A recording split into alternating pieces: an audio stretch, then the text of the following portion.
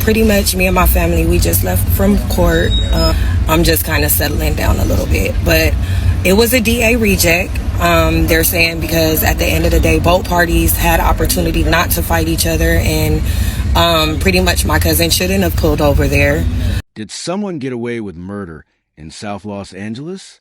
Jolene Thurton ran Pepper's Jamaican-Belizean cuisine, a restaurant filled with the aroma of jerk chicken and the warmth of her smile. She was a mom to 11-year-old Endon and a friend to all. But on July 17, 2025, at 8:53 p.m., she was found dying near her restaurant. Police say it was a shooting. Her family swears she was stabbed. They believe someone targeted her, but the cops call it self-defense and let it go. Was it a random attack or a planned hit? Why is a witness staying silent? And what's hidden in the evidence they're not talking about? This is CRIMELAB Report. Subscribe, like, and share as we dig deep to reveal the shocking truth behind Jolene's murder. In the heart of South Los Angeles, on West Lawson Avenue, there was a little restaurant that felt like home to so many. It was called Pepper's Jamaican-Belizean cuisine, and it wasn't just the food that kept people coming back. It was the woman behind it all, Jolene Thurton. Picture a place filled with the smells of jerk chicken sizzling on the grill, oxtail simmering in rich spices, and curry goat that could warm your soul. That was Pepper's. And Jolene? She was the heartbeat of it. A woman with a big smile and an even bigger heart. She made everyone who walked through her doors feel like family. But on a summer night in 2025, that heartbeat stopped and a mystery began. One that would leave a community searching for answers. Jolene Thurton wasn't just any restaurateur. She was a daughter of Jamaican and Belizean roots, born sometime in the mid-1980s, though, funny enough, no one would quite agree on her exact age after she was gone. It didn't matter much, though. What mattered was how she lived. She grew up with the sounds of reggae in her ears and the taste of the Caribbean on her tongue, and she brought all of that to South L.A. when she opened Pepper's. Her restaurant wasn't fancy, but it was hers, built from a dream to share the flavors of her childhood with the world. Escovitch fish, spicy patties, rice and peas. She served it all with a side of island warmth. Her Instagram bio said it best: home-style Caribbean cuisine with island warmth. That was Jolene in a nutshell. She was a mom, too, to an 11-year-old boy named Endon. He was her pride and joy, and you could see it in the way she talked about him. But Jolene was more than just a mother or a cook to the people of South Los Angeles. She was a friend, a listener, someone who made you feel seen. Her sister, Ronnie, called her a visionary, a woman who showed other women and kids in the neighborhood that they could dream big, too. Customers would say she was a light, and they weren't wrong. Whether she was handing out a free plate to someone down on their luck, or chatting with regulars about their day, Jolene had a way of making the world feel a little brighter. That's why July 17th, 2025, hit so hard. It was a warm evening, just after 8:53 p.m., when everything changed. Jolene was found unresponsive on West 87th Street, not far from her restaurant.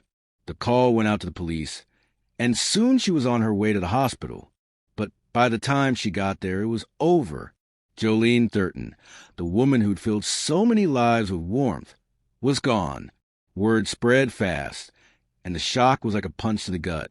How could someone so alive, so important to so many, just vanish like that? What happened next only made things murkier.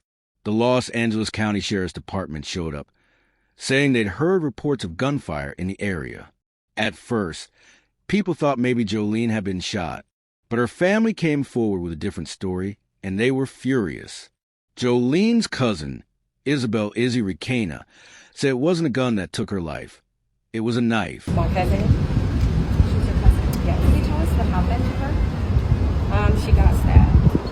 She got into an altercation and got into a fight. According to them, Jolene had been dealing with someone harassing her for a while.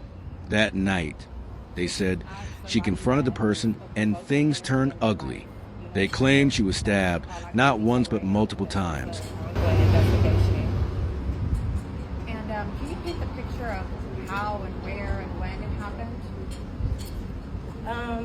Well, it ended up happening Thursday, on 87, near like Vermont, around 8 o'clock. And yeah, it was an altercation. They fought, and the other person stabbed my relative up. They said the cops moved Jolene's body before help could even get to But I was her. told, like, they moved her body, like whoever, like the officers were that came on site that day, they moved her body. No one was able to put pressure on her or anything. So yeah, she was pronounced.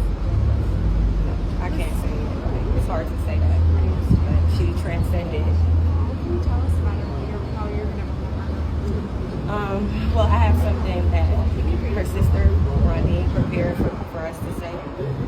Jolene Thurton was more than just a beautiful face. She was a visionary, a proud entrepreneur, actress, and the heart behind Pepper's Jamaican-Belizean cuisine. She lit up every room with her energy and inspired women and children to dream bigger.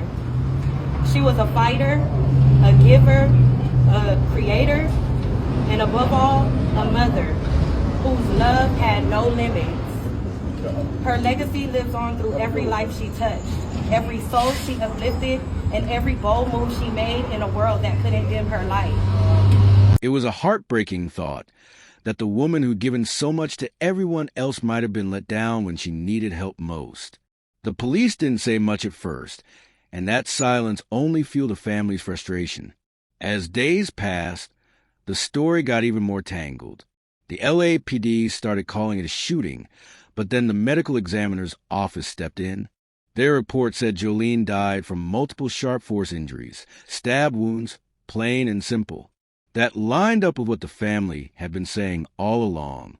But here's where it gets strange.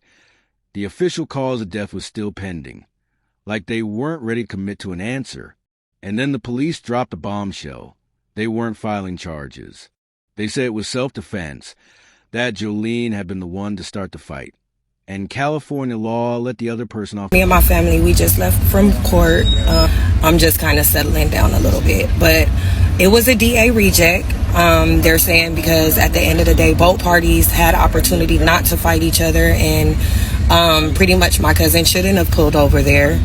To clarify some things, I was not there. My baby cousin is 30 years old. I'm 36. I have a lot of family. I have a lot on my plate. I'm into a lot of different things for the community and a lot of different stuff, right? So I'm just interceding for my family because death is not a stranger to me. I've been singing at funerals from 4th grade. So glory to God, I'm able to have strength in these times for my family. Now, I'm also aware that the young lady who Jolene got into it with, her and some friends before this incident took place went to like the restaurant and was harassing Jolene and provoking her, and it's just been an ongoing thing. And I guess my cousin felt that she had something to prove to these people and, you know, went over there, and this is the outcome of, you know, just you know, the situation. Let it be a lesson to all of us. Let it be a lesson to all of us.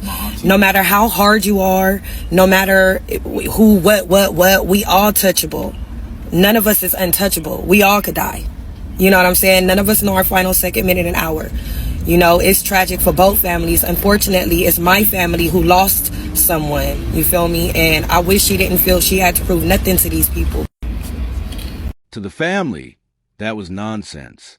They swore she'd been ambushed, that she was a victim, not the attacker. To them, it felt like the police were washing their hands of the whole thing. The people of South LA didn't take it quietly. They loved Jolene, and they weren't about to let her death fade away without a fight.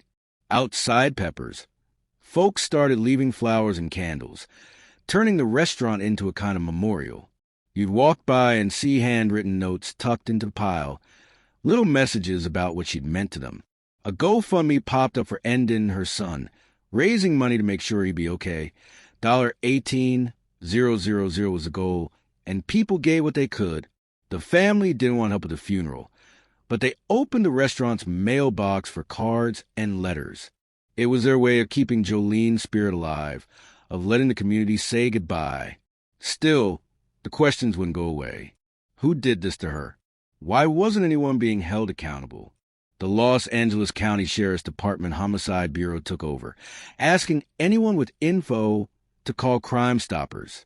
They said the case was still open, that they were digging for the truth.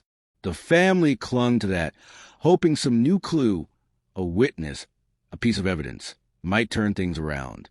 But as the weeks dragged on, the trail seemed to grow colder, and the pain just got heavier. Jolene Thurton left a hole in South Los Angeles that no one could fill.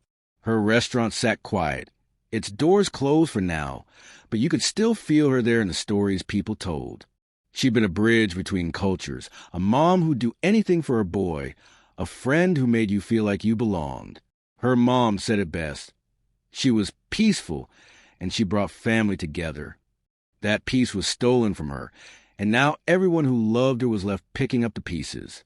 The investigation's still going, and maybe that's where the hope lies. Maybe someone out there knows something big enough to crack this case wide open.